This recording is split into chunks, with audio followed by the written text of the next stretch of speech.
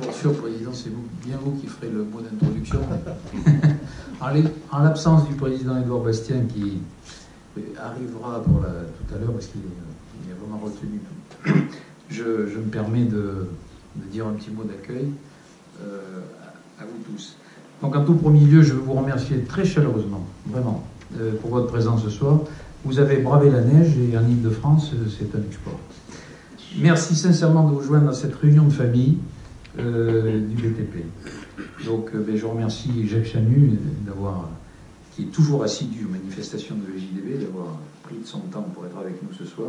Didier Ridoré, l'ancien président de la Fédération, président de la SMA actuelle, qui je remercie pour sa présence et puis le soutien de la SMA. Cécile Grua, présidente de la Fédération du BTP Drôme, qui a fait le déplacement. Et merci madame d'être venue accompagner votre promotion.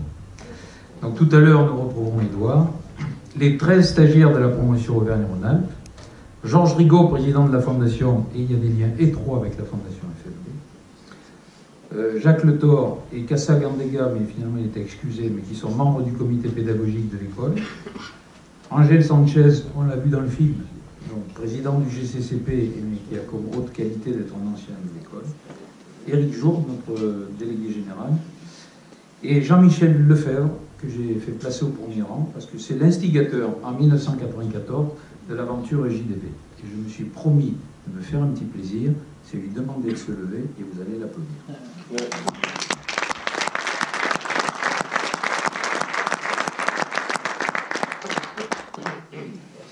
Les représentants de BTP Bank, donc de la SMA et de CGI, nos partenaires privilégiés, la représentante de Constructis, notre principal partenaire financeur, même si ce n'est pas le seul, mais le principal.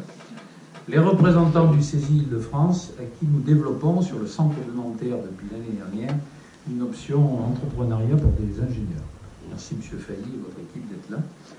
Le représentant de l'association Cédant et Repreneurs d'affaires du CRA, qui est un partenaire efficace, merci Joël, qui est un partenaire efficace de la transmission. Et il y a une convention d'ailleurs entre la FFB et le CRA. Et voilà, je pense que j'ai fait à peu près le tour. Alors, nos formateurs, qui sont le bien le plus précieux de l'école, parce que sans nos formateurs, pas de réussite pour l'école. Donc, je remercie les collaborateurs de la Fédération, et je fais le lien. Il y a beaucoup de collaborateurs de la Fédération qui sont les formateurs de l'EJDB. L'équipe au complet de l'EJDB, nous sommes 7. Les 7 sont présents ce soir, nous sommes au complet. Il faut aussi animer tout ce réseau de formateurs. Et tous les stagiaires, anciens stagiaires, qui ont pu se libérer, notamment ceux de la promo Île-de-France et de la promo Normandie, mais j'en oublie peut-être. Voilà. Juste avant de laisser la parole au président Ridoré, j'ai 3-4 slides pour vous resituer. Non, président. C'est un lapsus. Vous pourrez la prendre si vous voulez. On a fait moi, c'est ça. J'ai fait un lapsus. Donc je vais vous présenter quelques slides qui vont vous resituer les 25 ans de l'école et comment on est arrivé à cette 200e bureau. C'est pas très long, mais ça va vous permettre de voir. Donc 80 formateurs experts, 3200 projets professionnels étudiés, corrigés, validés. Validés, ça veut dire qu'ils ont été examinés par des professionnels dans des jurys. Donc c'est un gros travail. 2 millions de kilomètres parcourus pour l'activité commerciale. Oui, mais sans activité commerciale, pas de EJDB. Je voulais vraiment le mettre. Sans activité sur le terrain pour recruter. Certes, les fédérations nous aident beaucoup, mais il faut quelqu'un pour donner le là et pour aller accrocher les clients dans l'entreprise. 42 000 litres de café consommés en pause. Bon, j'ai pas mis le pinard et le ricard. Ça aurait fait des ordres. Pourquoi j'ai mis ça? C'est pour insister sur la partie accueil. Les promos se déroulent bien dans les fédérations quand la fédération assure un accueil vraiment pertinent. Et puisque nous sommes sur la promo Drôme-Ardèche, je voudrais rendre hommage à Roland Faure. On est d'accord? Vous avez vu la réaction de la promo? Et nous, le JDB, ça marche bien quand il y a des gens comme Roland qui font un accueil aux stagiaires. C'est lui qui ramène le ricard? Les dîners, 199 dîners dans la salle à manger du président. Alors là, il y a 200e promo, 199. Ben oui, le 200e va avoir lieu tout à l'heure. Et dans ces 199 dîners, Didier Ridoré en a fait 49. Ça se voit pas. Non, ouais, il y a et le président Jacques Chanu en est à 32. Il va augmenter son score, il va faire le 33e tout à l'heure. Voilà. Et je remercie aussi l'équipe cuisine, même s'ils ne sont peut-être pas présents ici, parce qu'ils mettent vraiment les petits plats dans les grands pour recevoir les plats. Alors, les sites de formation. Dans le film, on dit 36, et bien depuis le film a quelques années, on est arrivé à 53 sites dans le réseau. Donc, ça veut dire 53 fédérations départementales ou régionales qui sont acquises à la cause de l'EJDB. Les dernières acquisitions, entre guillemets, c'est Pau, Bayonne, Montauban, Cahors. Juste avant, nous avions ouvert à la Valette du Var et à Guéret-Clermont. Alors, petite devinette, quel est le podium des 3 départements qui ont le plus formé pour le EJDB? Vous pouvez lever la main, donner... Le premier, à votre avis, quel est le premier département pour le EJDB? PACA. L'Orne, PACA. Réunion. Qui a dit la Réunion? Bravo, c'est l'île de la Réunion. 119 stagiaires formés. Le deuxième, le Nord, 92. Le Nord. Et le troisième ex-aequo, on en trouve 2. C'est le 77, donc Seine-et-Marne, et 76, Seine-Maritime, avec 87 stagiaires formés. Voilà. Et alors, j'ai cherché pour vous, madame, la Drôme Ardèche est loin d'être ridicule, puisqu'elle est à leur 11e place. Bravo. Voilà. Voilà quelques chiffres clés pour vous montrer un peu le EJDB. Quelques dates clés. Donc, 1984. Non, c'est pas ça. Ah oui, bon, c'est pas grave. Quelques dates clés. Donc, on reviendra. La création de l'EJDB, donc en 1994. Le début du développement territorial s'est fait à partir de 1999. En 2008, nous avons procédé à la diversification, notamment avec des produits de formation sur la stratégie. En 2012, la FFB nous a demandé d'animer la formation Cap Fédération pour les cadres du réseau FFB. En 2017, notre titre entrepreneur du bâtiment est arrivé au niveau 2. Nous avons une habilitation niveau 2.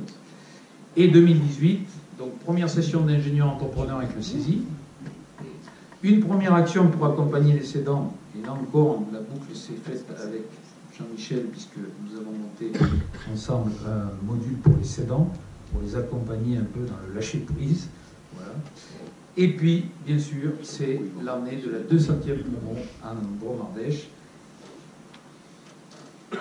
Et je vais demander à la promo de se lever. Voilà.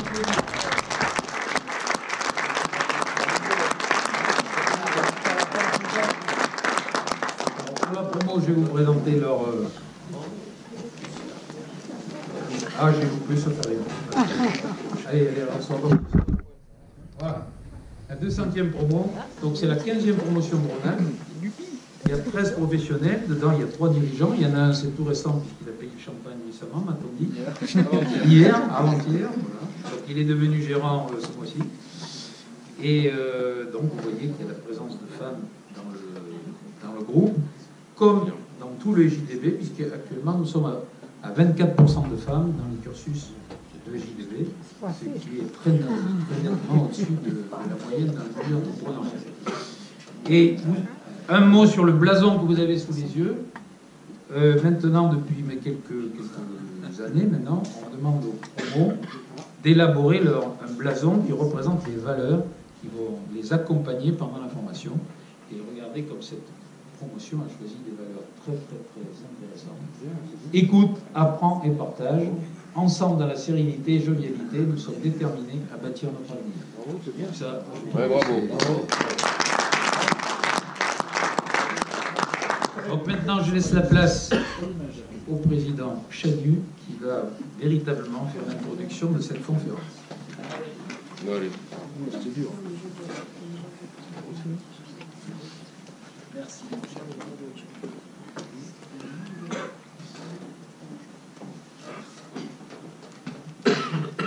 Mesdames et messieurs, chers amis de la 200e promotion, bienvenue chez vous.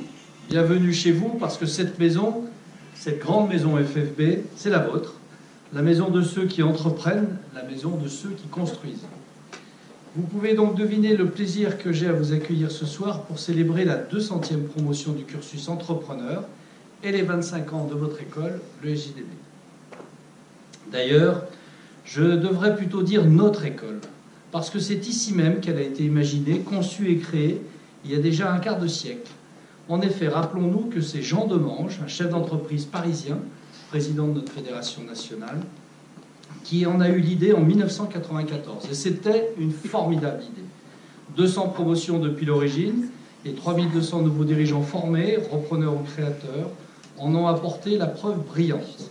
Et cette étroite relation avec l'école est entretenue depuis les débuts de l'aventure par les nombreux cadres et experts de la FFB qui assurent plusieurs séquences de formation dans le programme.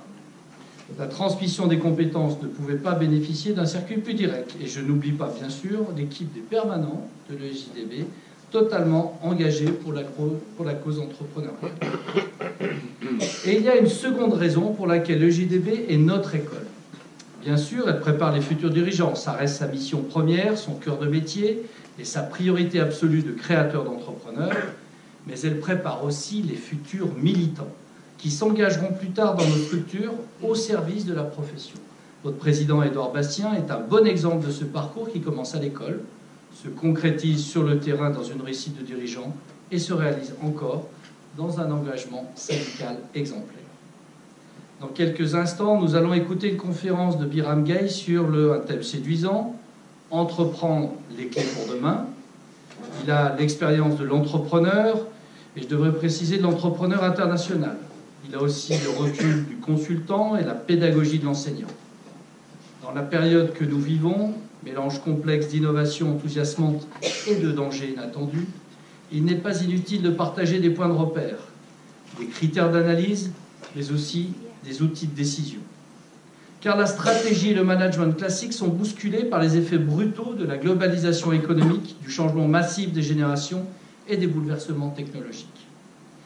Mais dans nos entreprises de bâtiment, la qualité des ouvrages, le respect des clients, la transmission et la compétence, tous ces fondamentaux historiques de la profession n'ont pas pris une ride. Ils restent plus que jamais d'actualité et ils ne fonctionnent plus et ils ne fonctionneront plus comme avant. Nous devons donc faire évoluer nos analyses, nos pratiques et nos outils dans une démarche à la fois ouverte, attentive et lucide. La conférence de M. Gay devrait nous interpeller. Je vais maintenant me permettre de détourner un peu le titre de cette prochaine conférence, mais rassurez-vous, c'est pour la bonne cause, celle de l'entreprise et de la profession. Effectivement, s'il y a des clés utiles pour entreprendre demain dans le bâtiment, des clés qui ouvrent les portes de la réussite, qui permettent en même temps la satisfaction des clients, le bien-être des compagnons au travail et la prospérité de l'entreprise, je suis intimement convaincu que l'entreprise elle-même et l'acte d'entreprendre sont aussi des clés pour rendre meilleure la société dans laquelle nous vivons. Et ce n'est pas simplement une clause de style. Nous serons certainement d'accord pour reconnaître que notre monde, l'Europe et la France elle-même traversent actuellement des turbulences inédites et ne sont pas au mieux de leur forme. Bien sûr, en tant que citoyens, nous sommes tous concernés par ces questions, c'est une évidence. Et selon nous, la situation d'entrepreneurs et de bâtisseurs nous donne à la fois une perspective et une responsabilité originale et utile. Il ne s'agit pas ici de nous ériger en exemple ni en modèle, mais l'entreprise, notre métier de dirigeant et le secteur d'activité du bâtiment recèlent quelques pistes de progrès. Pour le dire autrement, j'ai la conviction que nous détenons les uns et les autres quelques antidotes, quelques remèdes de bon sens contre les excès et les dérives de notre époque. Et sans trop prétendre philosopher, je souhaite vous en proposer 2 ou 3 exemples. Ma génération et la vôtre encaissent de plein fouet les bouleversements économiques de la globalisation. Personne ne peut nier les effets positifs de cette transformation radicale de l'économie du monde. Mais ces excès, les excès qui accompagnent souvent les nouveautés sont eux aussi indéniables. Les migrations massives et sauvages, l'emploi illégal, les produits contrefaits, les financements douteux sont quelques aspects sombres, mais bien réels, de la mondialisation. Eh bien, le maillage local de nos PME, leur clientèle et leur main-d'œuvre de proximité, mais aussi leur approvisionnement traditionnel, évite une bonne part des effets pervers de la nouvelle donne géopolitique. Votre génération, celle des millennials, née le smartphone à l'oreille, biberonnée à l'Internet, Très bientôt, vous allez découvrir l'impact de l'intelligence artificielle et des big data dans tous les domaines de votre vie, personnelle comme professionnelle. Bien sûr, les avantages des réseaux sociaux, de la communication ouverte, de la dématérialisation de la réalité virtuelle sont évidents. Mais les risques et les effets pervers de ces pratiques technologiques de rupture le sont aussi. Vous allez vivre avec les effets ravageurs des fake news, ces mensonges cyniques et organisés qui font douter de tout. Vous devrez vous méfier des pirates et des hackers, nouveaux bandits des grands chemins du net. L'hyperréalisme du virtuel et de la 3D vous fera hésiter entre le vrai et le faux. Peut-être aussi vous laisserez-vous tromper par des charmes factices des réseaux sociaux, ces territoires fascinants et douteux où l'on peut s'aimer ou se détester sans même se voir ni se connaître. Mais la réalité tangible de nos constructions, la présence authentique des hommes et des femmes qui y travaillent, le face-à-face avec le client, le contact confraternel avec vos collègues de l'EGDB seront autant de rappels aux exigences réelles, celles-ci, et concrètes de l'entreprise, de ses acteurs et de ses ouvrages. Et si la profession a fait le choix lucide des technologies les plus avancées, c'est pour adopter le BIM, la robotique du chantier, les drones ou les capteurs embarqués dans les nouveaux matériaux. Ce sont autant d'avancées technologiques que nous avons choisies, mais elles sont mises au service de nos métiers, de nos chantiers et de la qualité de nos ouvrages. Je terminerai par un dernier point qui me tient particulièrement à cœur. La mondialisation a certainement accéléré une prise de conscience générale des nouvelles menaces en matière d'environnement. Les urgences climatiques et les dangers sournois de la pollution sont clairement identifiés et mesurés. Si certains s'en tiennent à des discours combinatoires, notre profession et nos entreprises ont très vite fait le choix de la lucidité, de l'engagement et de l'action. La gestion organisée des déchets de chantier, le tri sélectif, les processus de construction, les matériaux innovants ou biosourcés. Nous les avons fait nôtres depuis longtemps. Les méthodes d'isolation, la qualité de l'air intérieur, les économies d'énergie, le bilan carbone, nous en faisons la promotion permanente auprès de tous nos adhérents. Et si la FFB affirme son choix de bâtir pour la planète, c'est que nous avons acquis la certitude que la construction durable était devenue l'une des clés de la réussite de nos entreprises et de nos métiers. Voilà, mes amis, les 2 ou 3 choses que je souhaitais vous dire ce soir. Elles ont toutes un point commun. Elles sont ancrées dans les valeurs de notre profession. Ces valeurs simples et solides, transmises de génération en génération et qui gardent aujourd'hui toute leur actualité. Dans ce processus de transmission de valeurs, le JDB occupe une place stratégique. La qualité du travail, la rigueur, la compétence, le respect, mais aussi la convivialité me paraissent aujourd'hui autant de balises, de points de repère solides dans un monde qui bouscule nos habitudes et nos certitudes. Ces valeurs, ce sont celles de la FFB, transmises par notre école et dont nous fêterons ce soir le premier quart de siècle. Chers amis de la 200e promotion, n'oubliez pas que vous en êtes aujourd'hui vous-même les dépositaires et les responsables. Vous les incarnerez auprès de vos clients et de vos compagnons quand vous aurez pris les rênes de votre entreprise. Vous les ferez vivre également en exerçant des mandats dans la société civile et j'espère dans la profession. Bien sûr, à votre tour, vous aurez la responsabilité de les transmettre aux prochaines générations de bâtisseurs. J'imagine très volontiers que dans quelques années, l'une ou l'un d'entre vous pourrait être ici à ma place pour affirmer devant quelques nouvelles générations d'entrepreneurs la confiance, la fierté et les convictions qui sont les siennes. C'est là tout le bien que je nous souhaite, à vous, à l'EJDB, à la FFB, pour que vivent nos entreprises et que vive le bâtiment. Merci et longue vie à l'EJDB.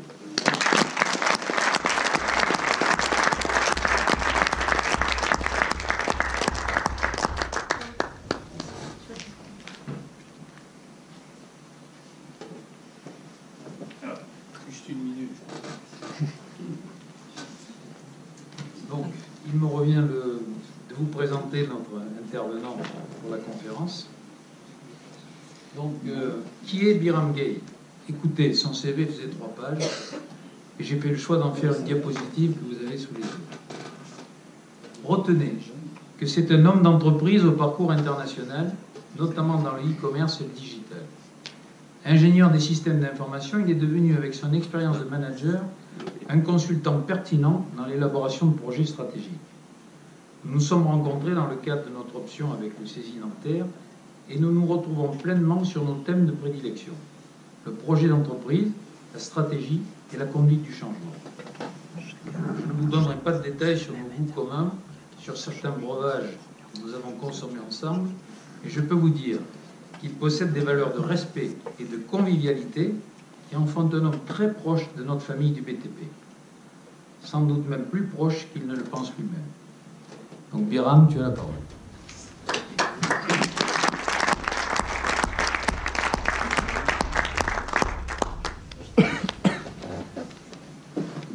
Merci.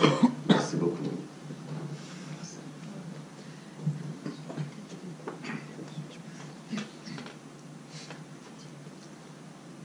Mesdames, Messieurs, bonsoir. Je suis enchanté d'être là aujourd'hui pour cette célébration de la 200e promotion et pour les 25 ans de l'ES JDD. Alors, la plupart des personnes qui sont dans la 200e promotion peut-être n'ont pas connu avant la chute du mur de Berlin, au moment où le monde avait 2 blocs, au moment où, lorsque nous allions ouvrir une ligne téléphonique dans une société qui s'appelait à l'époque les PTT, ça prenait 6 mois. Au moment où, je me rappelle, mon premier ordinateur qui avait comme capacité mémoire 16 kilo-octets. Voilà. Aujourd'hui, les smartphones que vous avez dans vos poches sont 1 million de fois plus puissantes que cet ordinateur de l'époque.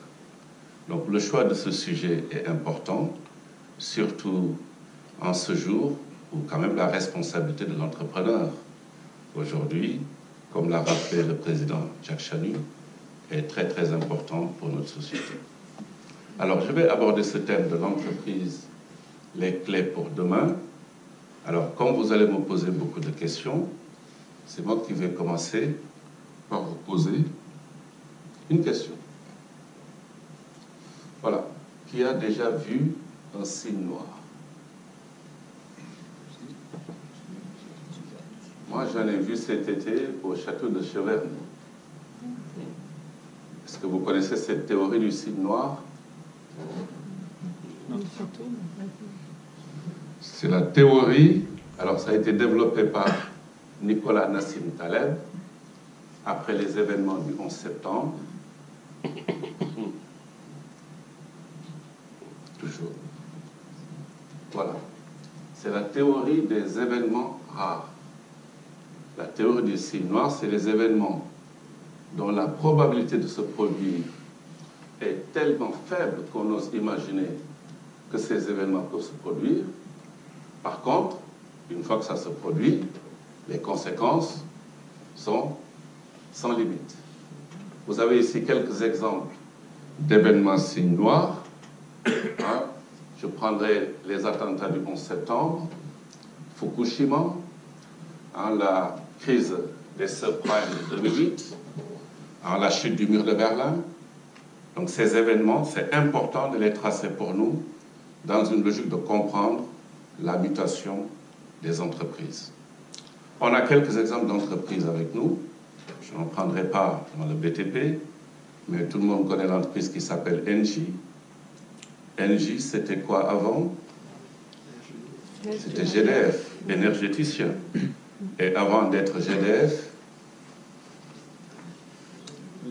c'était la banque industrielle. Donc une banque qui, avec la dérégulation, mute en énergéticien, GDF, et aujourd'hui, Engie est devenue une société de services. Donc quand on parle d'entreprise, il y a aussi cette notion de routine. La routine, c'est quoi? La routine, c'est l'usage depuis longtemps consacré à faire une chose toujours de la même manière. Et cette routine, si je prends les sportifs de haut niveau ou les musiciens, c'est la répétition, l'entraînement pour que le jour J, qu'ils se mettent à l'abri des aléas et des imprévus. Mais aussi, la routine pour l'entreprise, c'est les process, les procédures.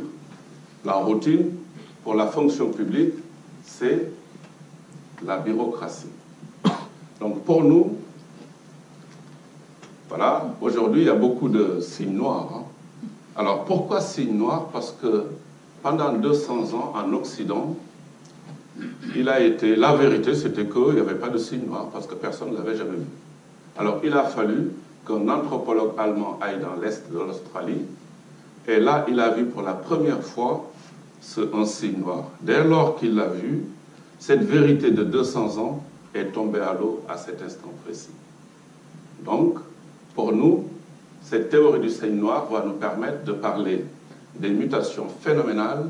Et ces mutations phénoménales, ça se passe dans le moment où les économistes parlaient de rééquilibrage déséquilibré. Parce que nous avons vécu ici en Occident avec ce qu'on appelle les pays avancés qui détenaient, on va dire, jusqu'à 70% des richesses au niveau mondial, au niveau PIB. Et pendant ce temps-là, les pays émergents n'ont que à peu près 30%. Et il y a eu un moment où on a eu une inversion, ce qu'ils appellent l'inversion des proportions. Et cette inversion des proportions a fait que ces pays dits émergents, aujourd'hui, détiennent plus de richesses que les pays avancés. Et pour moi, le symbole de cette inversion des proportions, c'est la ville de Shenzhen. Hein, donc il y en a d'autres, hein, la ville de Shenzhen dans la banlieue de Hong Kong. Là, vous avez à gauche Shenzhen en 1980 et vous avez à droite Shenzhen en 2000. C'est-à-dire qu'en 20 ans, la Chine a pu opérer ce que Paris a mis un siècle pour le faire. Alors, derrière ça, c'était des transformations énormes parce que la concurrence s'est déplacée, les moyens de production se sont déplacés et aujourd'hui, vous voyez, cette partie du monde, hein, ce qu'on appelle les BRICS, hein, les différents pays tels que le Brésil, la Russie, etc., même si elles traversent des moments assez difficiles, aujourd'hui ces pays-là pèsent énormément et aujourd'hui ça change complètement la configuration des entreprises. Alors, je vais dans un deuxième temps parler du changement de paradigme. Donc le changement de paradigme, donc là je cite Michel Serres, hein, je ne sais pas s'il y en a dans la salle qui ont lu Petite Poussette, hein, n'est-ce pas, Petite Poussette, le bébé de l'Internet et de la téléphonie mobile, hein, qui parle bien de cette génération des millennials dont Jacques Chanu parlait tout à l'heure. Alors Petite Poussette, ce qui est intéressant pour nous, c'est de voir que ce qui nous arrive aujourd'hui avec ces transformations ou ces bouleversements, ce n'est pas quelque chose de nouveau. Michel Serres l'a bien expliqué. Nos ancêtres ont découvert un jour l'écriture. Je ne sais pas si vous avez eu la chance d'aller visiter les grottes de Lascaux à Montignac, hein, pour voir les fresques, hein, de l'homme de Néandertal, extraordinaire. Mais à cette époque-là, c'était un choc pour eux. Mais ce qui s'est produit, c'est qu'ils ont inventé ce qu'on appelle la pédagogie. Dans un deuxième temps, quelques siècles après, Gutenberg a inventé l'imprimerie. Quand il a inventé l'imprimerie pour consommer les livres, il fallait savoir lire. Et c'est en ce moment que l'école a été inventée. Donc, à chaque moment où on vit un bouleversement important, il peut derrière sortir quelque chose qui, à jamais, marque notre civilisation. Alors, une autre question que je vais poser, c'est la date du 29 juin 2007. Les nouveaux diplômés, la date du 29 juin 2007, personne ne répond. Hein? Ah, c'est marqué. Ah. Voilà, c'est le lancement premier iPhone. Le lancement premier iPhone, moi, cette période-là, j'étais à Seattle, donc dans une des sociétés où je travaillais, et c'est la date qui a été considérée comme la date pivot, la date à partir de laquelle nous avions acté que le comportement du consommateur a changé. Dès lors que le comportement du consommateur a changé, les entreprises devaient opérer des transformations, des mutations pour s'adapter. Alors, ce que vous voyez ici derrière, ensuite vous avez la 4G. Donc la 4G derrière, c'est pour ne pas parler de la fibre optique. Hein, on voit aujourd'hui que toutes nos communes sont en train de s'équiper de la fibre optique. L'avènement des smartphones, des tablettes, et comme vous voyez ici au milieu cette image de nuage qu'on appelle le cloud, qui aujourd'hui est complètement en train de transformer nos habitudes, nos comportements, nos usages, parce qu'aujourd'hui, vous voyez, dans n'importe quel secteur d'activité, c'est le faire vous-même qui prévaut, hein, le fameux do it yourself, avec derrière la notion de mobilité, hein, la notion de mobilité qui impacte notre façon de travailler, parce qu'on a connu aujourd'hui des facilités technologiques qui nous permettent de collaborer, de travailler en même temps, en étant sur des fuseaux horaires différents. Derrière ce changement de paradigme, hein, nous avons un combat. Le combat, c'est les GAFA. Hein, les GAFA, aujourd'hui, très d'actualité, parce que hier, notre cher président a invité un certain nombre de géants, de patrons de ces entreprises à Versailles. Hein, donc, c'est Google, Apple, Facebook et Amazon. Et je me suis permis de vous rajouter que le combat, c'est entre les BATX. Les BATX, c'est les équivalents. Ouais. C'est les équivalents chinois. Hein. Baidu, Alibaba, Tencent et Xiaomi. Ces entreprises sont aussi puissantes. Ces entreprises aujourd'hui occupent des parts de marché et aujourd'hui sont en train de totalement bouleverser la donne. Alors ça nous amène sur le phénomène de disruption, donc sur le phénomène de disruption, c'est-à-dire de bouleversement, avec un certain nombre d'entreprises qu'on n'a pas connues il y a 10 ans. Donc le 29 juin 2007, la plupart des entreprises qui aujourd'hui sont en train de casser les records au niveau des capitalisations boursières, c'était soit des entreprises qui étaient on appelait ça des start-up, ou bien des toutes petites entreprises. En 10 ans, ils ont connu une croissance jamais vue. Et ces entreprises, c'est Uber, donc une première chaîne de taxi dans le monde qui ne possède ni véhicule ni taxi. Vous avez Airbnb, première chaîne d'hôtellerie dans le monde, sans hôtel, sans immobilier. Vous avez Alibaba aujourd'hui qui est on appelle ça, donc c'est une grande surface, sans grande surface. J'aurais pu continuer à parler des bitcoins, non? C'est-à-dire cette banque de crypto-monnaie qui est en train aujourd'hui d'être le cauchemar des banques centrales. Donc vous voyez, on a une nouvelle entreprise, et ces nouvelles entreprises ont complètement changé tout ce qu'on nous a appris jusque-là, parce que jusque-là, on était dans des entreprises qui vivaient sur des logiques de marge. Et ces nouvelles entreprises fonctionnent aujourd'hui sur une logique de rente. Ce qui les intéresse, ce n'est pas que Biram vienne pour acheter une fois. Non, ce qui les intéresse, c'est que ce soit récurrent, que ce soit répétitif. Et vous voyez que tous les secteurs d'activité aujourd'hui sont touchés. D'ailleurs, on a mis dans le dictionnaire français le mot Uber, ubérisation. Bien entendu, nous n'avons pas encore assez de recul pour dire si c'est bien ou c'est pas bien. Tout ce qu'on sait, c'est que les secteurs sont en train d'être touchés, et je pense que le secteur du bâtiment est en train de l'expérimenter, comme nous le verrons plus tard, mais nous n'avons pas encore assez de recul pour faire une étude sérieuse pour voir si c'est un modèle qui est durable ou pas. Alors, il y a eu quelques accélérateurs. Je me suis permis de vous en parler très très rapidement pour vous montrer tout simplement que ces entreprises que vous voyez ici, le 29 juin 2007, c'était en Facebook, c'était des jeunes étudiants qui faisaient joujou avec. Twitter était à peine né, puisque c'était 2006. Les tablettes, des rumeurs. Et vous aviez les comparateurs qui, tous dans la salle, ont considéré à l'époque que c'était une perte de temps. Aujourd'hui, essayez de chercher quoi que ce soit sur Internet, vous verrez que vous avez des comparateurs un peu partout.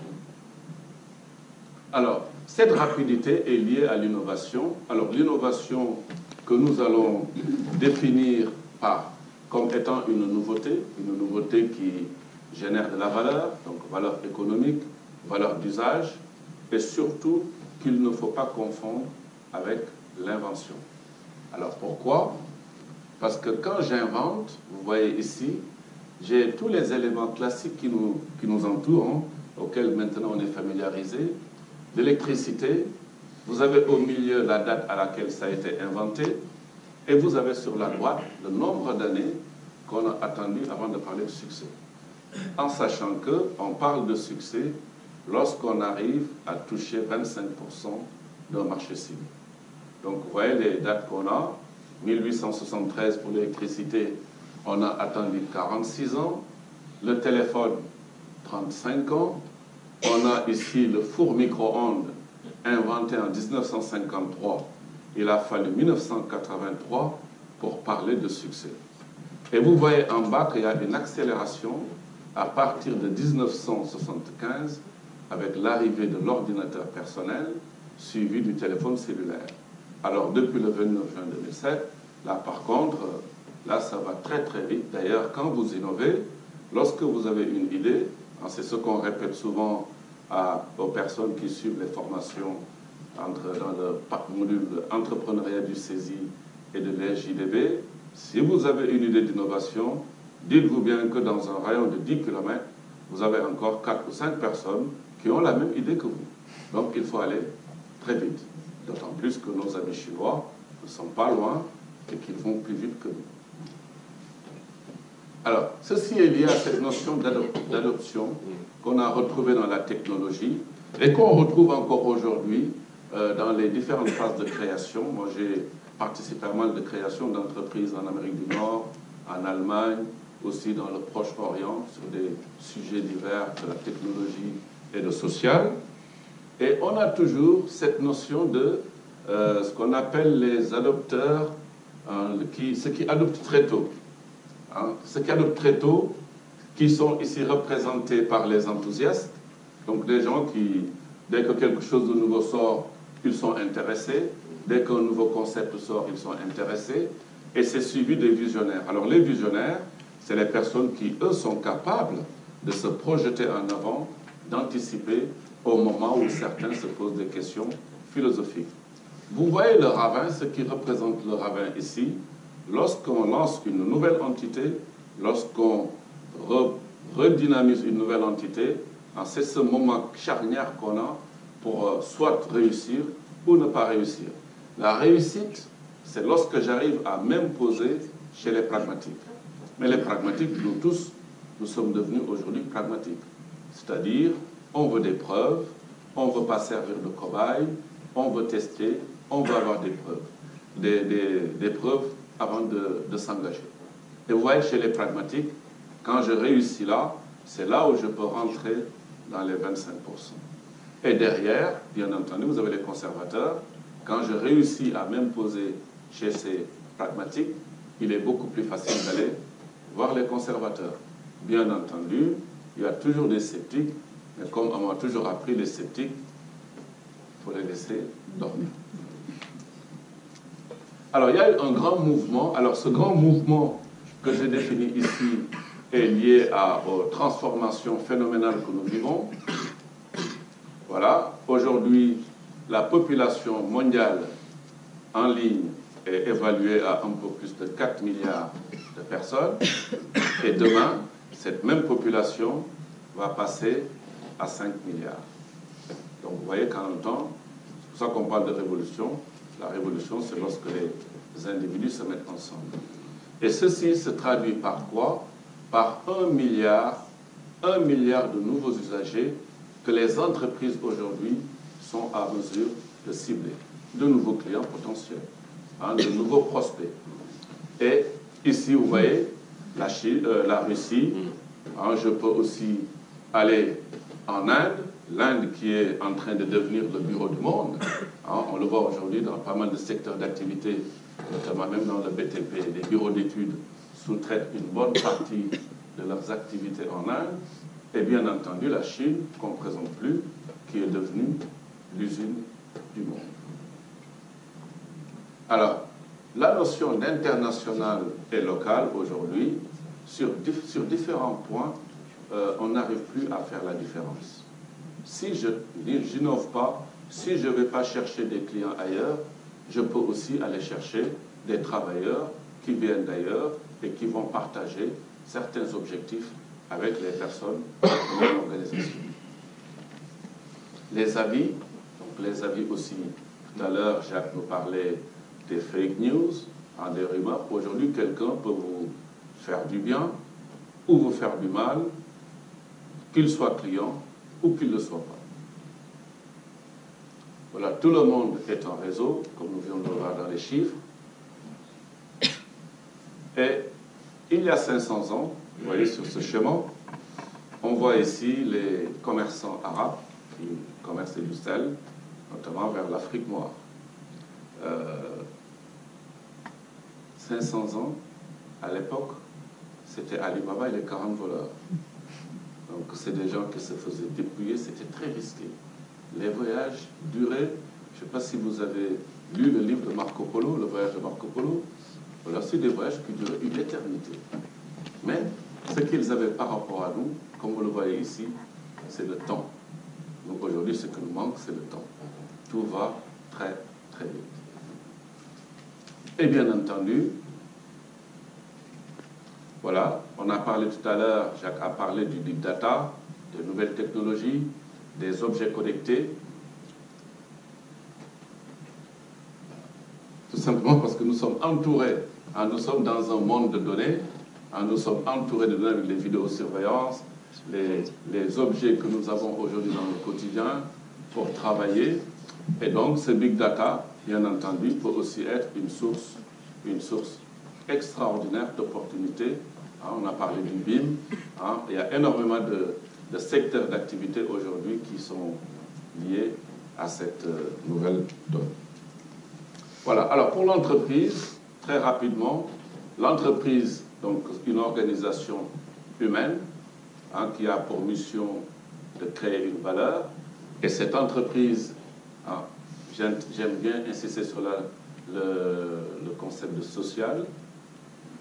Un système. Donc un système, pourquoi? Parce que c'est un ensemble organisé d'éléments. J'ai les facteurs de production, j'ai le capital, la main-d'œuvre, la terre, l'infrastructure. Il y a tous ces éléments-là pour l'entreprise qui rentrent en lice.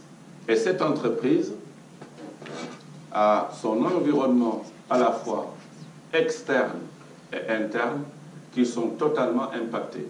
Alors l'environnement externe, impacté par tout ce qui est numérique, le fait qu'aujourd'hui dans vos pratiques, dans vos relations avec les clients, vous intégrez les nouvelles technologies pour la prospection, pour la fidélisation, pour l'envoi de documents, pour l'envoi de factures, la notion de globalisation qui vous permet aujourd'hui, quand vous créez, de mesurer la croissance à l'échelle planétaire, la notion d'écosystème. Donc aujourd'hui, on n'est plus seul, on travaille ensemble, on développe un peu plus, et puis les fusions, acquisitions, pour avoir beaucoup plus d'éléments, de force pour conquérir de nouveaux marchés. Dans l'environnement interne, c'est là où on retrouve donc ce combat, cette guerre des talents, parce qu'il faut les trouver, il faut les recruter, il faut les motiver et il faut les garder. Donc aujourd'hui, nous avons vu que en 2025, 40% de la population active sera constituée des millennials. Alors manager ces millennials n'est pas chose facile, tout simplement parce que les codes qu'ils ont sont différents des codes que nous avions avant. Et bien entendu, tout ce qui est externalisation et les stratégies d'alliance. Alors, l'évolution de l'entreprise, on peut passer très vite là-dessus.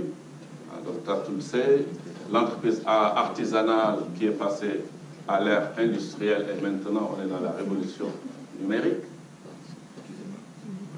Ouais. Vous avez le slide d'avant, vous avez appelé Atawatt, je ne sais pas ce que ça veut dire. Atawatt, c'est anytime, anywhere, any device.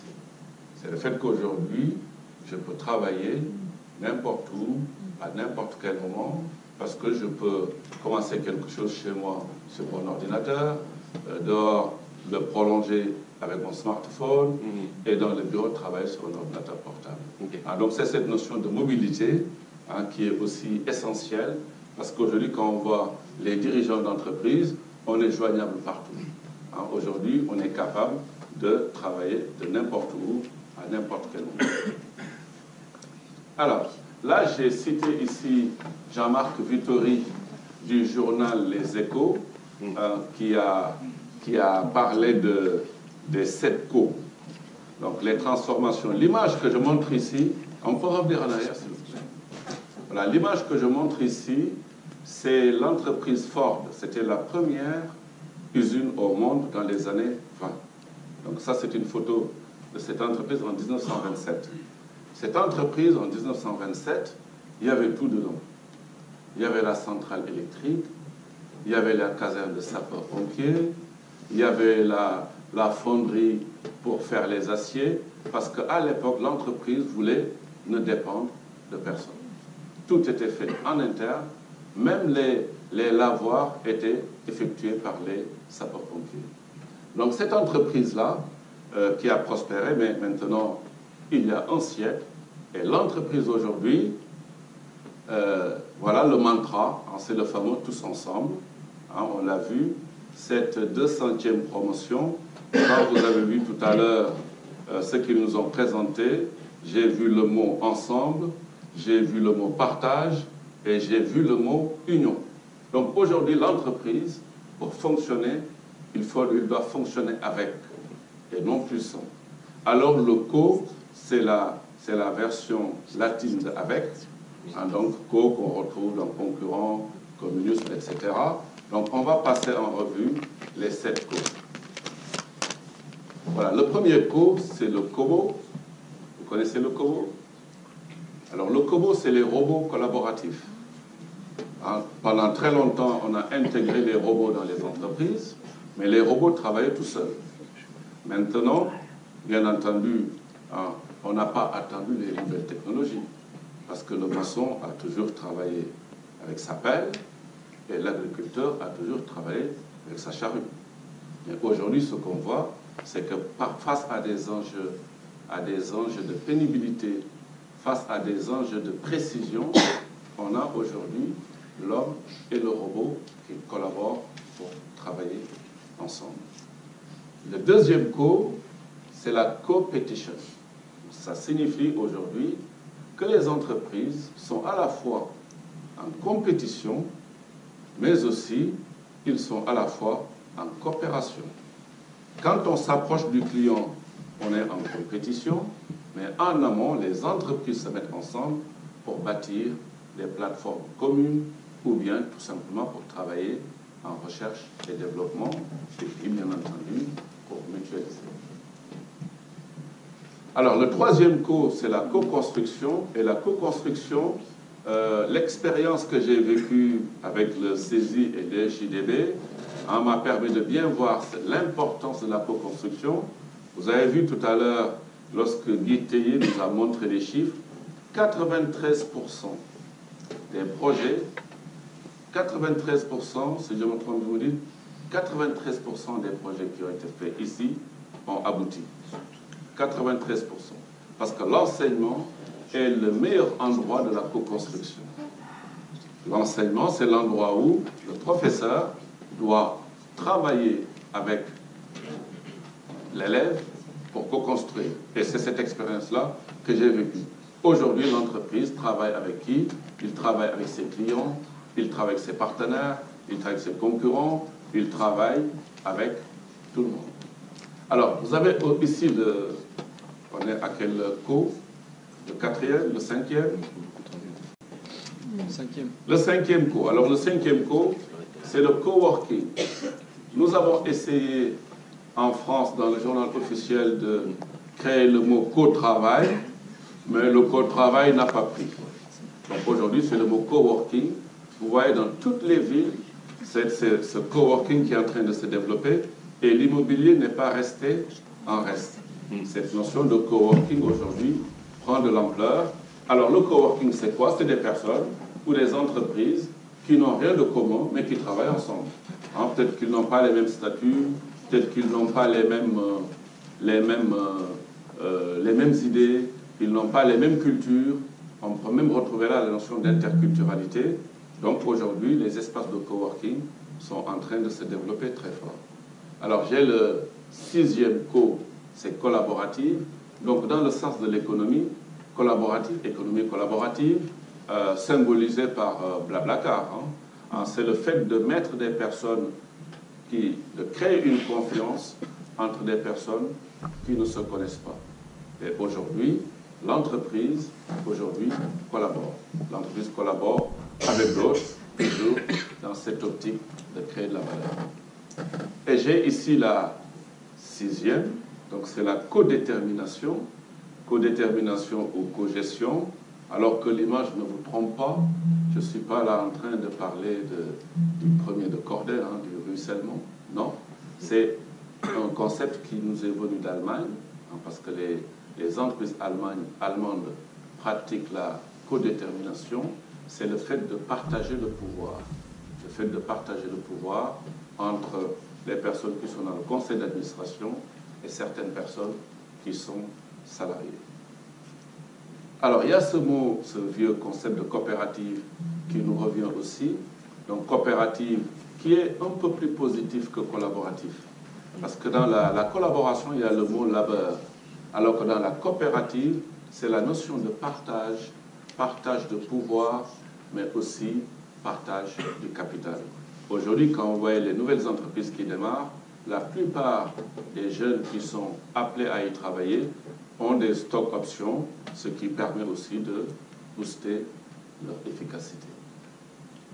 Alors, enfin, pour les clés pour réussir, je pense que vous l'avez. J'ai beaucoup travaillé, échangé avec la Fédération française du bâtiment et les JDB. J'ai toujours cette notion de le dire en anglais. Le SJDB. Donc, vous avez des personnes ici dans l'organisation qui font de la recherche, qui font de la prospective, qui vous donnent des outils qui vous permettent de faire face à l'entreprise de demain. Voilà, je vous remercie et je suis là pour...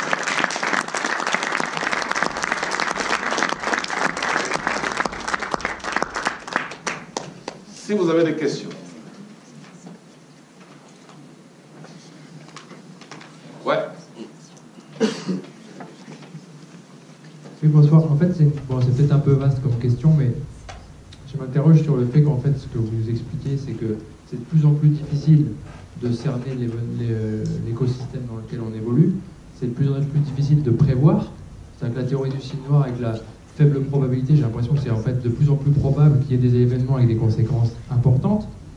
Comment je fais pour, en tant qu'entrepreneur, moi je ne suis pas entrepreneur, mais je me pose la question, comment je fais pour me positionner dans cet environnement qui nécessite de la souplesse et de l'adaptabilité, alors qu'on a des habitudes, on a un capital humain, on a probablement de l'investissement, une activité capitalistique. Enfin, comment c'est compatible, ça? Merci pour la question. Alors, aujourd'hui,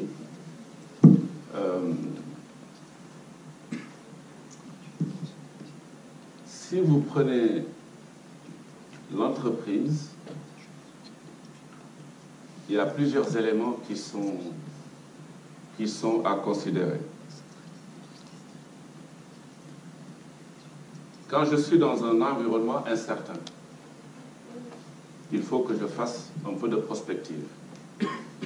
Et la prospective, c'est anticiper, faire de la veille. Quand je dois faire de la veille, quand je parlais tout à l'heure de la Fédération française du bâtiment et de l'SJDB, je pense que c'est ça qu'il peut vous apporter. Mais il faut aller chercher ces informations. Bien entendu, quand il y a des chocs comme ça, quand il y a des signes noirs, bien entendu, il y en a pour qui ça devient de très très grosses menaces, mais il y en a pour qui ça devient des opportunités extraordinaires. Parce que hier, les 26 patrons d'entreprises qu'on a vus ici en France, je pense qu'il y en a 12 ou 13 qui sont des entreprises que les patrons n'ont pas hérité. Ce ne sont pas des personnes qui ont hérité. Et si vous avez fait attention aussi, dans les 26 entreprises qu'on a vues, il n'y a pas d'entreprise allemande. Il y a eu 3 entreprises françaises. Il y a 3 personnes qui sont parmi les milliardaires. Donc aujourd'hui, quand il y a ces bouleversements, c'est comme si on redistribuait les cartes et ceux qui vont gagner, c'est des personnes qui savent déjà s'entourer Mais je pense que vous, je n'ai pas vu mieux entouré que cette 200e promotion, avec à la fois l'école et cette fédération qui est quand même fait ses 25 ans ici avec l'école. Ouais, d'autres questions? Ouais. Est-ce que j'ai répondu à votre question? Bonsoir, merci Ça pour cette conférence. Moi, je suis encore élève à l'ESJDB, je suis donc dans la 200e promo, et je me pose la question de savoir, en sachant qu'on a, tout le monde a la possibilité aujourd'hui d'aller voir ailleurs, de travailler de partout et à tout moment, comment on fait justement pour avoir des personnes de confiance et les garder dans notre entreprise pour que justement on puisse faire fonctionner notre entreprise comme il faut. Merci pour la question. Alors, le fait de garder, c'est encore beaucoup plus difficile avec cette nouvelle génération. Parce que cette nouvelle génération, en réalité, qu'est-ce qu'elle cherche? Elle cherche un mentor. Qu'est-ce qui vous garde dans une entreprise? Qu'est-ce qui vous garde dans une entreprise? C'est quand vous êtes responsabilisé. Ce qui vous garde dans une entreprise, c'est lorsque dans l'entreprise, vous avez une possibilité de vous réaliser vous-même. Aujourd'hui, quand on regarde beaucoup d'entreprises, quand même, je pense que encore l'actualité récente nous le montre, hein, si l'entreprise crée de la valeur, on définit l'entreprise comme une entité qui crée de la valeur, mais si la valeur n'est pas créée pour toutes les parties prenantes, les parties prenantes de l'entreprise, c'est ses employés. Sans les employés, vous êtes rien. Donc, si vous avez des éléments de valeur, je pense qu'aujourd'hui, il faut faire le nécessaire. C'est pour ça que la notion de coopérative revient sur la table. Hein. Quand on donne des stock options à quelqu'un, c'est pour qu'il contribue au développement de l'entreprise et que quand l'entreprise se développe, cette personne-là va avoir des raisons de rester pour pouvoir y contribuer. Si par contre on lui voit que l'entreprise, je ne donnerai pas d'exemple, ce qui se passe dans le pays du soleil levant, hein, si je m'aperçois que la valeur de l'entreprise, ça va toujours dans un sens, il y a de très fortes chances que ça ne se fasse pas. Moi, je pense que c'est une notion de responsabilisation et d'associer les personnes pour qu'ils partagent la valeur. De toutes les façons, on l'a défini après la crise de 2008. La notion de valeur aujourd'hui, c'est pour tout le monde. Si on regarde une entreprise comme Amazon, je pense qu'aujourd'hui, si j'interroge tous les clients d'Amazon, ils vont me dire qu'ils sont contents, ils sont satisfaits. Et si je pose la question, j'habite à Orléans, et nous avons là-bas une entité d'Amazon à Saran, et il y a des amis, des copines d'une de mes filles qui y travaillent. Quand je leur demande si vous êtes contents chez Amazon, vous devenez la réponse. Donc une entreprise doit produire de la valeur pour tout le monde. Si j'interroge le gouvernement français, notre ministre de l'économie, est-ce que vous êtes content d'Amazon? Je connais aussi la réponse.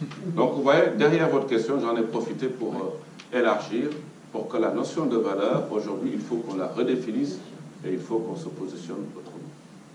Merci. Merci. Ouais, il y avait une question là-bas. Alors moi, je vais avoir une question peut-être très terre-à-terre et une autre beaucoup plus prospective. J'entends par là, on s'est pas mal grillé les méninges à la fédération pour essayer d'anticiper la potentielle ubérisation du secteur. On a sensibilisé nos entreprises sur l'ubérisation. On travaille encore en ce moment sur l'intelligence artificielle sans vraiment trop savoir où on va. Et pourtant, sur le terrain, pour avoir fait on pourrait presque dire quelques centaines d'animations ces 3-4 dernières années sur le numérique, avec le BIM, avec les plateformes numériques, Facebook, nos outils numériques à la Fédé, on a énormément de choses. Pour autant, on constate qu'on a des entreprises qui sont encore bien loin de ces modèles quel que soit celui des 7 qu'on peut imaginer. Nous, on est confronté à une logique beaucoup plus terre-à-terre de sensibilisation. Les gens sont conscients, mais surtout le passage à l'acte. Comment rendre le numérique sexy? Comment les inciter à passer à l'acte? Peut-être qu'on sera uniquement dans des logiques de suiveurs, de transformation de contraintes. Ma première question, c'est comment rendre les entreprises plus conscientes et de les inciter à faire un passage à l'acte numérique. Et ma deuxième question, qui est beaucoup plus prospective, c'est vous, avec votre expérience, votre recul, votre prise de hauteur, comment vous verriez ces entreprises de bâtiment aujourd'hui, très artisanales, évoluer à un horizon de 10 ou 20 ans? Alors, je vais essayer de répondre à la première question.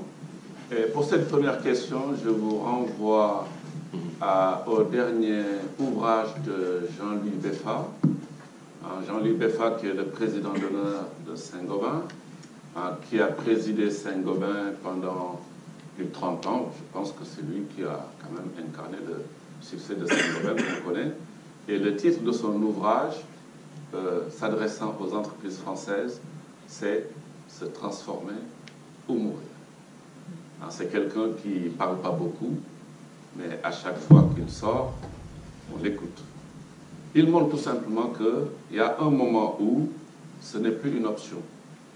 Parce que tant que je travaillais, je maîtrisais mon environnement, je maîtrisais les concurrents qui pouvaient arriver. Mais aujourd'hui, si je regarde au niveau ressources humaines, dans pas mal de chantiers dans le domaine du bâtiment, nous avons les travailleurs détachés. Bien entendu, on peut nous parler d'éthique, etc. Mais quelqu'un qui a son entreprise à faire tourner, qui a des contraintes, qui a des personnes, etc. Il y a un moment où la personne va essayer d'être pragmatique pour faire le choix qui lui incombe. Donc je pense qu'aujourd'hui, on est dans un environnement qui est tellement ouvert, qui est tellement instable, que je pense que, surtout le secteur du BTP en France, je pense qu'aujourd'hui, on a suffisamment d'arguments pour aujourd'hui réussir cette transformation-là. Bien entendu, cette transformation, ça ne se passe pas de façon simple, parce que quand je change de mode opératoire, quand je change, il y a des moments où c'est presque un basculement de culture. Et aussi, j'ai vu qu'en préparant cette conférence, que dans le domaine du bâtiment, parlant des petites et moyennes entreprises, les petites et moyennes entreprises, extraordinaires. Mais si on analyse les raisons pour lesquelles ces entreprises se portent bien, ces entreprises aujourd'hui sont en train de prendre des parts de marché à certains grands majors, c'est tout simplement parce qu'il y a des choix au départ du dirigeant, famille, pouvoir et entreprise. Il y a des entreprises qui ne veulent pas grandir. Il y a des entreprises qui ne veulent pas aller travailler sur des gros chantiers. C'est des choix stratégiques. Je parle sous contrôle, parce que comme c'est votre domaine, c'est ça le sujet. Donc aujourd'hui, il ne faut pas qu'on s'attende à ce que le secteur du bâtiment ait une accélération de cette évolution comme les entreprises des nouvelles technologies. Parce que là, quand même, on est dans un domaine qui est, comment dirais-je, c'est un domaine très sensible. Je n'ai pas le droit à l'erreur. Je pense que tout simplement, il y a des outils modernes qu'il faut intégrer. Et quand je regarde cette 200e promotion pour être professeur maintenant dans cette formation-là, je pense qu'on leur donne suffisamment d'outils pour les armer, pour faire face. Je pense qu'il y aura moins d'inquiétude avec cette génération qui vient qu'on l'a vécu jusque-là.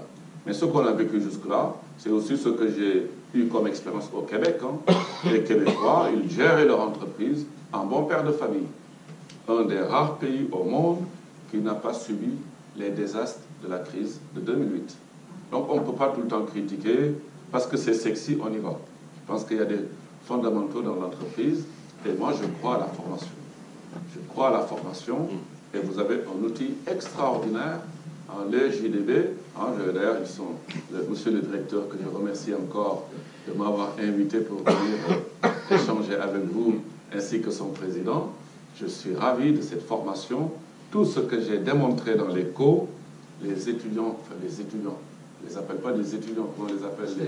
Les stagiaires, ils ont acquis ces outils-là, et je pense que le reste, ça va venir. Moi, je crois à la France. Je crois au génie français.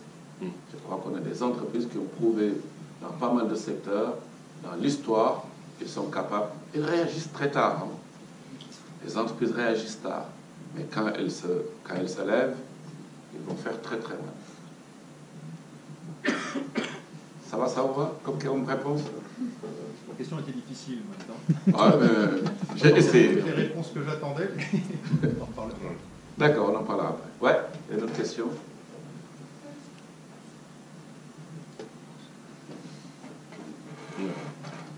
Mais donc je vous remercie. Ah, il y a une question, pardon. Ouais. Merci. La vie même de l'école montre pendant 25 ans l'importance des techniques de direction dans la réussite, management, finance, stratégie, marketing, etc. Ma question est un peu une question de paysan du Danube. Elle va parler de morale, la place de la morale dans la réussite. La morale au sens plus basique du terme, honnêteté, respect, conscience environnementale. Ce monde que vous avez décrit, qui est le nôtre aujourd'hui, il a inventé des nouveaux mensonges. On ment sur Facebook. Les GAFA sont une entreprise de trucage fiscal impressionnant. On a inventé les fake news. On bracole la vie privée qu'on revend pour faire des big data. Quelle est la place aujourd'hui de l'honnêteté, en posant la question d'une façon un peu simpliste? Est-ce qu'on réussit mieux si on est honnête ou si on est un voyou? C'est la bonne question. Ouais. Alors, moi, je pense que dans le long terme, je pense que, et ça, c'est mon intime conviction, dans le long terme, les honnêtes finissent toujours par gagner. Une entreprise qui triche, sa croissance ne peut pas être durable. C'est la raison pour laquelle aujourd'hui, nous avons des géants au pied d'argile. Parce que tout dépend des éléments qu'on nous met en avant. On nous dit quoi? Ouais, les géants du web, ils ont une capitalisation boursière qui ont dépassé les 3 000 milliards. Et toujours dans la présentation, on nous met tout de suite une comparaison avec un pays. Ils adorent ça, les journalistes. Nous dire, voilà, 3 000 milliards, ça veut dire que le patron, ce qu'il gagne, c'est supérieur au budget d'un pays comme l'Éthiopie, comme le Maroc, etc. Alors que tout le monde sait que le Maroc, tant que le monde sera monde, le Maroc sera toujours là. Mais ces entreprises-là, quand je vous ai parlé des BATX, c'est pour vous montrer qu'on a connu dans le passé une entreprise qui s'appelait MySpace. MySpace, rapport Murdoch l'avait acheté 580 millions de dollars. Si je demande dans la salle qui a un compte MySpace, personne. Donc cette entreprise a disparu. Donc moi, pour répondre à la question, je reviens sur la notion d'éthique. Comment allons-nous définir l'éthique? Pour moi, l'éthique, c'est quelque chose que je retrouve entre le triptyque. Ce que je veux faire, ce que je peux faire et ce que je dois faire. C'est comme ça que je le positionne. C'est l'éthique pour l'ingénieur, mais c'est aussi l'éthique pour le chef d'entreprise. Pour moi, et c'est aussi peut-être lié à ma culture, je suis de culture africaine, ce qui compte, c'est toujours le long terme. Aujourd'hui, une entreprise solide, une entreprise sérieuse doit être pilotée pour assurer une croissance durable. Ce que je vois aujourd'hui avec ces mensonges, avec ces entreprises qui... Mais de notre façon, c'est nous qui avons cherché ça. C'est nous qui avons fait évoluer nos habitudes, nos comportements, qui font que ces entreprises-là, aujourd'hui, nous apportent des outils, Facebook, Instagram, etc. Donc, moi, c'est comme ça que je vois la chose. Dans le long terme, seules les entreprises sérieuses, encore pas des entreprises centenaires, des entreprises, etc., c'est des entreprises qui n'ont pas été bâties sur du mensonge ou bien sur de la tromperie. Et qui ont su se faire un réseau. Et bien sûr, bien sûr. Les réseaux, je pense que c'est, aujourd'hui, avec l'ouverture des frontières, l'expérience a montré que nos entreprises sont capables de s'ouvrir, nos entreprises sont capables de travailler avec d'autres, nos entreprises sont capables aussi d'aller chercher des parts de marché ailleurs. C'est vrai que si on raisonne au niveau de la balance commerciale des pays, on voit toujours que l'Allemagne est devant nous, mais je pense que nos entreprises ont suffisamment d'arguments pour résister à cette vague. Même quand on regarde ce qui se passe, ça me rappelle un peu la bulle qu'on a connue avec Internet en 2000. Et c'est ce que j'ai voulu montrer à travers cette théorie du signe noir, c'est on a de plus en plus de bulles qui se constituent devant nous. Mais on ne dit rien jusqu'au jour où ça nous pète à la figure, et bien à partir de là, on est là pour limiter la casse. Oui, mais ça vient peut-être aussi du fait que c'est toujours l'entreprise qui sera le dernier lampiste et le dernier responsable. Tant que les torts ou les gains ne seront pas partagés entre l'environnement du client et de l'entreprise, mais que la responsabilité sera toujours cherchée à l'entreprise, je ne pense pas que ça fasse beaucoup bouger les choses. Et c'est l'importance, je disais tout à l'heure, le réseau, au titre d'une action syndicale commune. On est plus fort ensemble. On est plus fort ensemble, mais aussi, n'oublions pas qu'on est gouverné. Il y a les gouvernements aussi. Parce que quand vous regardez ce qui s'est passé avec le marché carbone, les entreprises qui ont les moyens achètent le droit de polluer, en sachant pertinemment qu'ils ne vont pas utiliser tous ces droits-là. On a vécu une période où on a eu un marché carbone, où c'était que de la spéculation avec des conséquences inexplicables. Donc je pense qu'aussi c'est un ensemble. Hein, il faut que les règles d'éthique, aujourd'hui, je dis aux stagiaires, hein, pareil, chaque fois que vous allez regarder les valeurs d'une entreprise, toutes se sont empressés de mettre la RSE. Ouais, la RSE. Voilà. Aujourd'hui, si vous voulez que votre entreprise soit, comment on dit, sociétalement respectable, il faut mettre dans les valeurs respect de l'environnement. Quand on va creuser derrière, le problème c'est qu'on ne mesure pas, on ne vérifie pas, c'est qu'on est trop premier niveau. On reste toujours sur le premier niveau. Mais par contre, ce qui se passe aujourd'hui avec cette ouverture, c'est qu'il y a des concurrents qui viennent d'un peu partout, et quand même, c'est vrai que le réseau est important, mais il y a un élément fondamental, c'est le client. Aujourd'hui, le client, il est devenu, il était le roi. Aujourd'hui, le client est devenu l'arbitre. Ça va, ça répond à la question? Très bien. Ouais. Est-ce que je peux prendre une dernière question? Une dernière? Non? Ben, ouais, je vous remercie. Et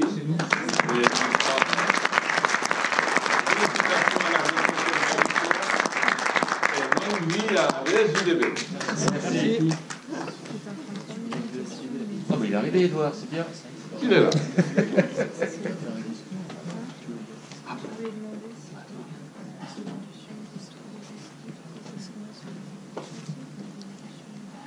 Bonsoir à toutes et à tous. Merci d'être là pour célébrer cette 200e promo. Donc, comme on vous l'a sûrement dit auparavant, le SJDB est né ici même il y a 25 ans. Voilà, l'idée était, je fais un petit flashback dans les années 90 pour ceux qui ont connu, c'était une crise qui a été très dure, qui a touché de plein fouet notamment le milieu du bâtiment, et beaucoup d'entreprises n'y ont pas survécu. Il faut savoir que la génération qui gouvernait ces entreprises avait connu des 30 glorieuses et gérait les entreprises, on va dire, surtout avec des connaissances techniques métiers très fortes, mais de gestion beaucoup moindre. Donc, l'idée qui est née ici il y a 25 ans, sous l'égide de Jean Domange, le président de l'époque, c'était de former les repreneurs et les chefs d'entreprise de bâtiment à tout ce qui était hors technique métier, comme on vous l'a dit, la gestion, l'analyse financière, les prévisionnels, savoir calculer un taux horaire, savoir gérer sa ressource humaine, faire de la stratégie, faire du management. Voilà. Toutes ces choses-là étaient, pour la plupart des chefs d'entreprise, inconnues. Ça, c'était la première vocation. Et d'ailleurs, on pourrait se dire, 25 ans plus tard, sur à peu près plus de 3200 entreprises et chefs d'entreprise qui ont été formés, combien seraient-elles là si elles n'avaient pas fait le SJDB? Je prends pour ça mon exemple. En 95, l'entreprise familiale qui avait plus de 100 ans d'existence, dépôt de bilan, la crise de 93 de plein fouet, l'équivalent des dettes était 50% de notre chiffre d'affaires. Je vous le dis sincèrement, sans le SJDB, sans une formation adéquate, l'entreprise que j'ai le plaisir de diriger actuellement ne serait plus là. Voilà. Et donc, mon cas perso, c'est sûrement le cas de plein de chefs d'entreprise qui ont vécu cette crise à cette époque-là. Ça, c'était le premier pilier. Le deuxième pilier, c'était de se dire, notre fédération du bâtiment, elle vit et elle prospère par ses mandataires. Les mandataires, que sont-ils? Ce sont ni plus ni moins des chefs d'entreprise qui vont donner un petit peu de leur temps, voire pour certains beaucoup plus, à des mandats. Les mandats, il y en a plus de 5000. Alors, ils vont être dans des groupes jeunes, ils vont être dans des commissions techniques, chez Calibad, à la SMA BTP, à la BTP Banque. Ils vont être dans différentes chambres syndicales. Voilà. Donc, c'est savoir donner un petit peu de son temps. Pareil, quand j'ai intégré le SJDB, j'ai intégré les groupes jeunes de ma chambre syndicale. Et puis, je donnais un petit peu de mon temps pour notre chambre syndicale, au bureau, au conseil d'administration, à des organismes de formation, puis aussi à la Fédération régionale du Grand Paris, avec des groupes jeunes, et puis à la nationale, quand on est venu me demander de présider l'école, le SJDB. Tout ça pour dire que les raisons qui ont fait que le SJDB est né il y a 25 ans, sous l'idée qui était assez simple et visionnaire de dire on renforce les entreprises, mais en même temps on va renforcer les chefs d'entreprise, donc faire naître potentiellement des mandataires, elle est toujours d'actualité. Toujours d'actualité. Et je pense qu'elle sera encore d'actualité pour de nombreuses années. Comme vous l'a dit Biram, on connaîtra encore des bouleversements. Il va falloir que nous soyons suffisamment souples, agiles et adaptables pour supporter ces transformations. Voilà. Dans les années 90, il y avait une crise du bâtiment, il y a eu une crise pétrolière auparavant. À chaque fois, les entreprises qui sont sorties parce qu'elles ont su s'adapter. Voilà. Et à l'ESJDB, c'est bien ça qu'on vous apprend aussi. C'est essayer un peu d'organiser votre entreprise, de faire un peu de prédiction, de faire l'audit interne et externe, et de vous mettre en place un plan d'action, de vous faire voir à 3 ans, à 5 ans, à 7 ans. Même si ce n'est pas forcément évident, si ce n'est pas dans votre ADN, mais au moins de faire naître ça pour que vous ayez ce réflexe de prédiction. Voilà. De telle manière que votre entreprise puisse s'adapter. Voilà, donc je tiens à remercier Jean-Michel qui, je sais, a été la cheville ouvrière de cette école il y a 25 ans. Donc tu vois, 200 promos, 3200 chefs d'entreprise formés, et encore de nombreux à mon avis. Je tenais aussi à remercier nos partenaires qui sont la SMA BTP et la BTP Banque, qui nous aident depuis 25 ans à faire que ces 200 promos, qui à la base étaient nés à Saint-Rémy-les-Chevreux, dans le parc que vous connaissez, maintenant sont essaimés en province, dans toute la province, y compris l'île de la Réunion. Voilà. Un grand merci à Biram, qui est venu nous apporter son éclairage. C'est toujours bien de prendre un peu de recul sur l'environnement. Et je vous remercie beaucoup. Et je sais qu'il y a un pot qui nous attend. Merci à vous.